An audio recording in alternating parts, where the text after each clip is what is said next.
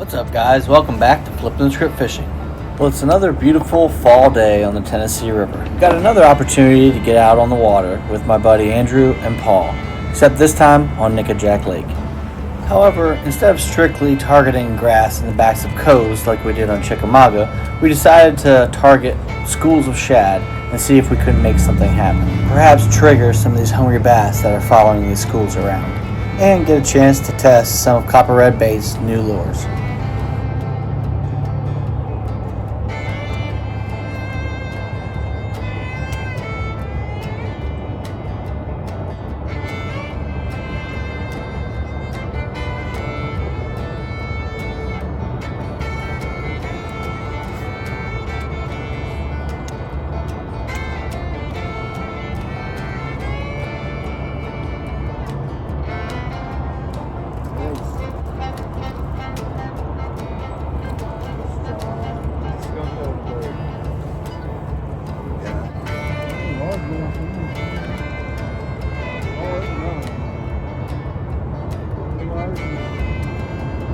Snatch and shad.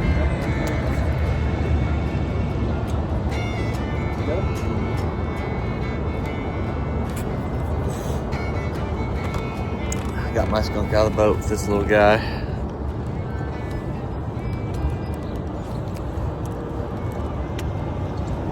The snatch and shad. These hooks are good.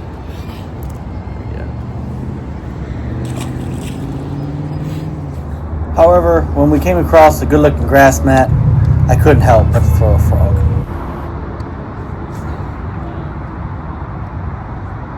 You just go just a little too much and hang on a little sinker. Right, exactly. You can fish it out here on the edge, twitch, let it sit, twitch, let it sit, and it stays afloat. Right.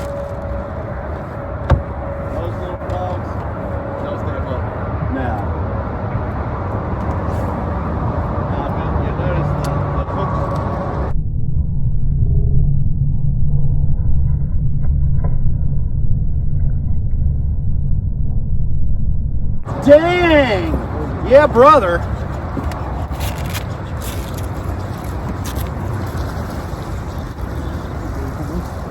That's a good one. Nice frickin' job. Hell yes. On the loudmouth. Alright. Got a decent one on the loudmouth edition. Purple shad. Alright, that's a keeper. Nice fat one there. Alright. I was gonna get a picture. Oh, sorry. I can get you a still shot. Even though we caught that decent one on a frog, we still noticed a far more activity out from the grass in schools where they were surrounded by many fish.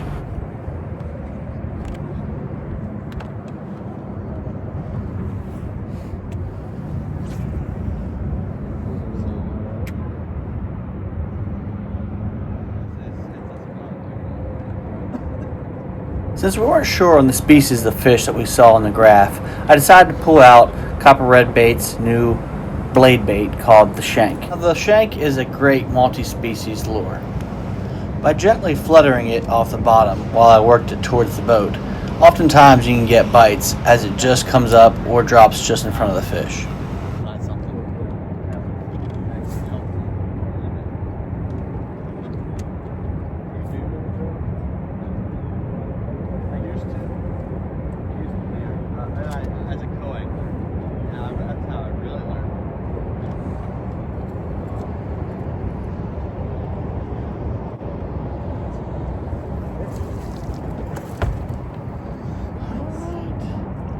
We got one on the shank.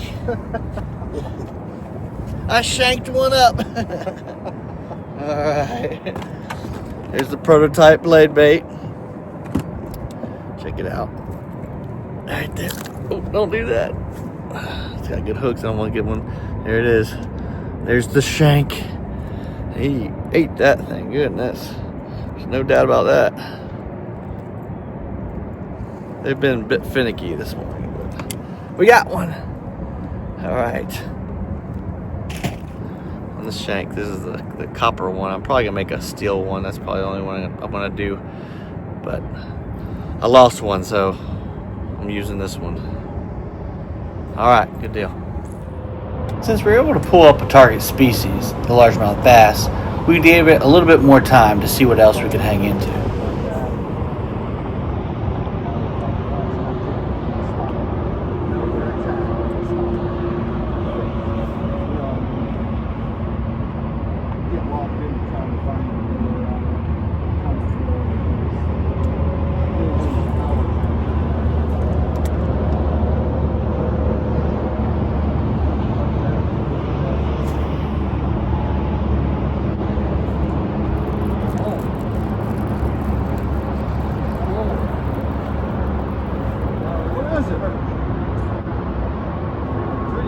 Perch or a lip?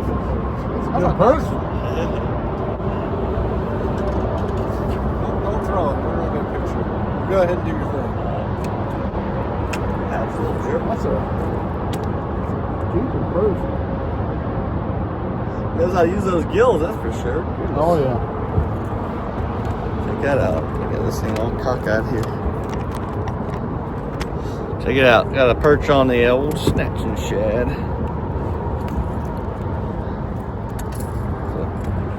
Big old long one.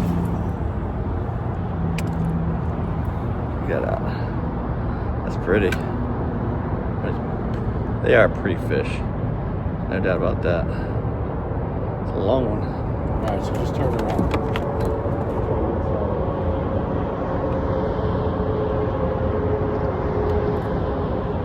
Perfect. That's a beautiful fish. After probing that cove for a little while, we decided the action wasn't quite fast enough to our liking. So we decided to pack up and try a couple different other areas to see if we couldn't find some faster action or some bigger fish. After trying some of these eddy areas with an Alabama rig, shaky head, and a chatterbait, I decided to go back to the shank to see if I couldn't get bit on it.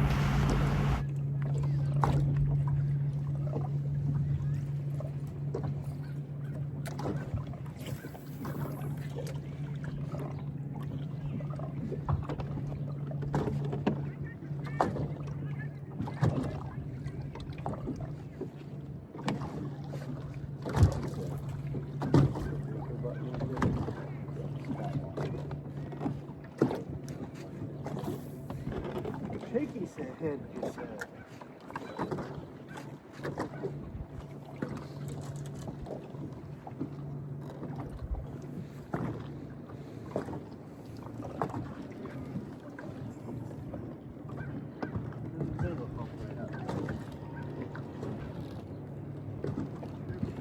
Nice.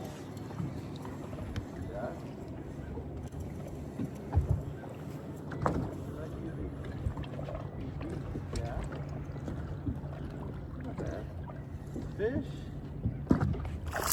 There we go. Little spotted bass. Got a little Tennessee spotted bass. There we go. Take another little guy on the blade bait. On the shank. We shanked him up. Alright. This is the shank prototype. I keep repeating it so I can remember it.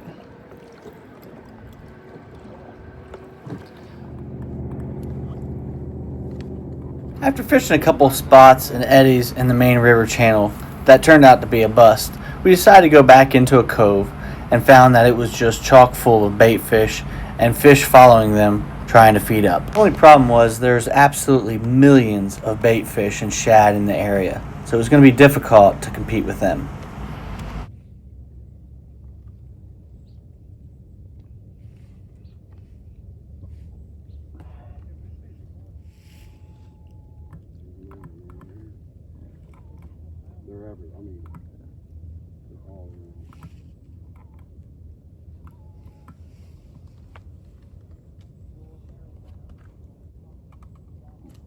Good one.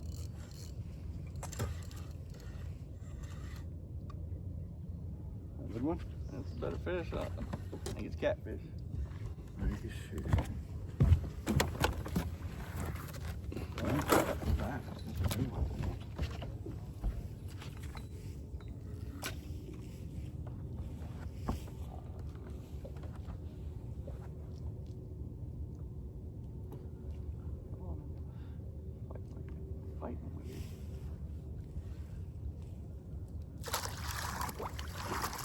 choked Good that. bass, dude. Good Lord, he choked it, didn't he? Nice job, dude. All right. I got to throw a blade bait on.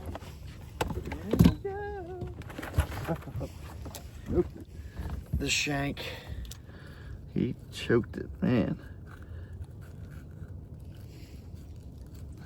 Bro. Shank. All right, let's get him back in the water. All right. Good bass.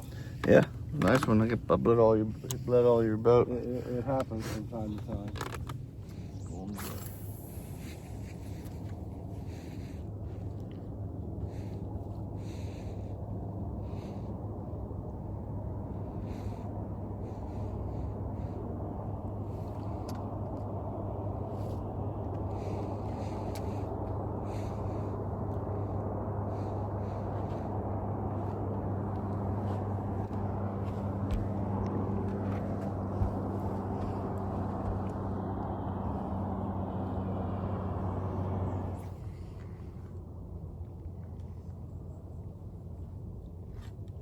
Yes.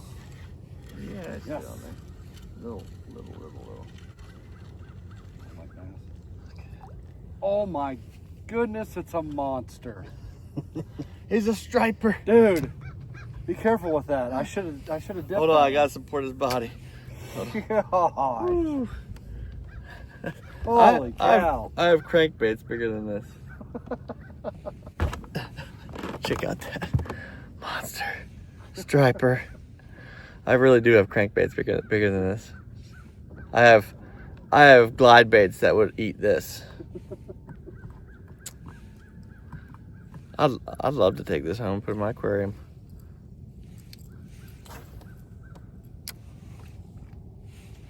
Don't worry, buddy. You're gonna go back in the water. Look at that. He's so cute. Look at that.